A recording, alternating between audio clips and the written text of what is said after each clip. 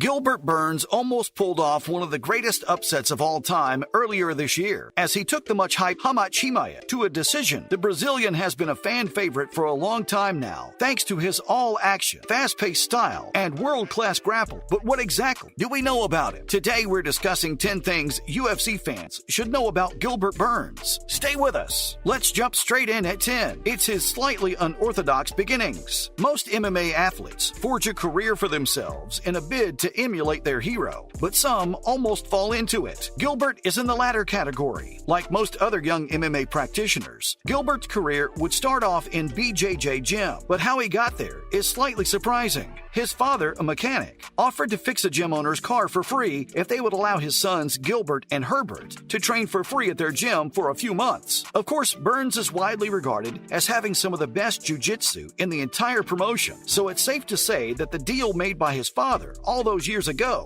ended up paying off as young Gilbert began training at the Academia Asociação Oriente, an affiliate of Nova União, led by Welton Ribeiro. Did you guys know this? At 9, it's his appearance on The Ultimate Fighter. No, not as a contestant like you were probably thinking, right? In 2012, shortly after turning pro, Gilbert was selected to assist Brazilian legend Vitor Belfort on the inaugural season of The Ultimate Fighter, Brazil. Burns bagged the role of head grappling coach as Belfort was well aware of the BJJ scene at that time in Brazil. Of course, he would go on to join some of the youngsters he was coaching just 2 years later when he got the call to come fight for the UFC. Having been handpicked by a legend such as Vitor to help him out on the show, we probably should have realized that wouldn't be the last time we'd see him, as he went on to beat the likes of Tyrone Woodley and Stephen Thompson later in his career. Who is your favorite Brazilian MMA athlete? His BJJ world title is up next at 8. Stay with us. Probably the biggest reason why Burns was selected to become head grappling coach on Team Vitor during the first season of the Brazilian version of The Ultimate Fighter was down to the fact that he had won the World Brazilian Jiu-Jitsu Championships just a year before in 2011. Most Brazilians who take part in the UFC are well versed in the art, but most are not at the same level as Gilbert. Once he began taking the art seriously, he quickly excelled and turned a whole host of second-place finishes into golds throughout the early part of the last decade. For this reason, he was widely acknowledged to be one of the most dangerous fighters in the whole organization when it goes to the ground. We're discussing his role as a party pooper. At 7, stick around. There was big hype around Alexei Kunchenko when he joined the UFC back in 2018 with a perfect 18-0 record, and after winning his first 2 fights in the promotion, it was time for the biggest test of his career against our man, Gilbert Burns. However, Burns had no interest in becoming his 21st victim and overwhelmed his Russian opponent for 3 rounds, scoring a decision win and derailing one of the biggest prospects in the UFC at the time. Kunchenko hasn't gotten over the loss either, as he has gone on to lose 2 fights since, and now turns out for the PFL. Who has the best winning run at the moment, in your opinion? Let us know below. At 6, we're talking about brother Herbert. You may or may not be aware that Gilbert is one of only a handful of sets of siblings to appear in the UFC, as his brother Herbert is also on the promotion's books in the featherweight division, and he's not there just because of his famous older brother either. He has actually put that early training began by his father's business deal to good use in his own right, beating the likes of Nate Landwehr and Evan Dunham along the way. However, he is currently on a 2-fight losing streak and needs to put a stop to his poor form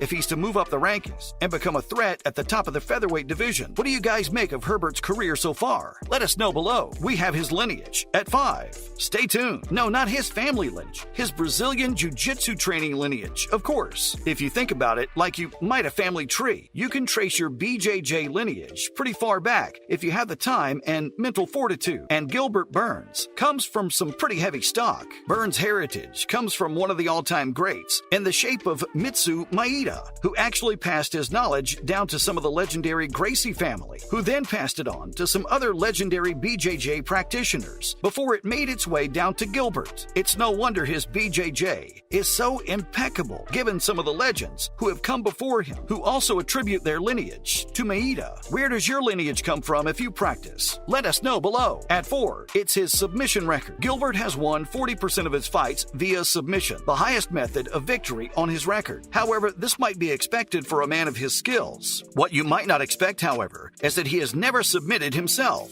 which is quite incredible since he's been involved in 25 professional fights. It's probably not too surprising when you factor in his BJJ World Championships, but it's still a cool Gilbert Gilbert Burns fact nonetheless. What do you guys make of this one? And tell us your favorite BJJ practitioner below. We have a bit of controversy at 3. Stick around. Burns took on Stephen Thompson at UFC 264 last summer, scoring a unanimous decision win over the former title challenger. However, as the closing moments of the fight rolled around, Burns was accused of using illegal strikes to get the better of Wonder Boy. Shortly afterwards, he was cleared of any wrongdoing by multiple UFC officials, who ruled that Gilbert's strikes were all legal. Of course, as fights edged towards the closing seconds, some fighters decide to go after the win a little more excitedly than they might at the start of the fight, so an illegal strike or two might slip in. But we would rather two fighters go for it and attempt to finish the fight rather than rely on the judges to hand them a decision win. What do you guys think about this one? We're discussing a method of victory at number 2. Stay with us. Gilbert has won 30% of his fights by decision, 6 fights in total, but you probably never realized that none of them have ever been particularly close, as all of them were unanimous decisions. Oftentimes, a close fight will go down to a split decision, meaning one judge has scored the fight for the other fighter, but not our mate Gilbert, who tends to dominate when he wins by way of decision. This is actually quite rare in MMA, and most fighters who have won by a way of decision will often have at least one split decision on their record, which makes this quirky Gilbert fact even cooler. What do you guys make of this one? Pretty cool, right? And finally, at number 1, we're discussing his one-track mind when it comes to the title. Most fighters come to the UFC talking a big game, but many of them know that they are there just to make up the numbers. Gilbert Burns is not one of these fighters, having fought and beaten a who's who of the welterweight division and taken on one of the scariest fighters in recent times, Khamzat Chimaev. Burns is right there at the top of the welterweight rankings, and in recent times has only been defeated by both Chimaev and then champion Kamaru Usman. However, he held his own in both fights before ultimately being TKO'd by Usman, which is absolutely no disgrace, as he is widely regarded as one of the best welterweight champions in history. If Gilbert can put together another winning run, akin to the one he was on before coming up against Usman, then there's no reason why he cannot propel himself into the title picture once again, especially given the fact that Khamzat's welterweight days are now more likely behind him. He also knows that Usman is beatable, which is good to know if he wrestles his crown back from Leon in the anticipated rematch. Do you guys think that Gilbert will become UFC welterweight champion at some stage? Let us know below.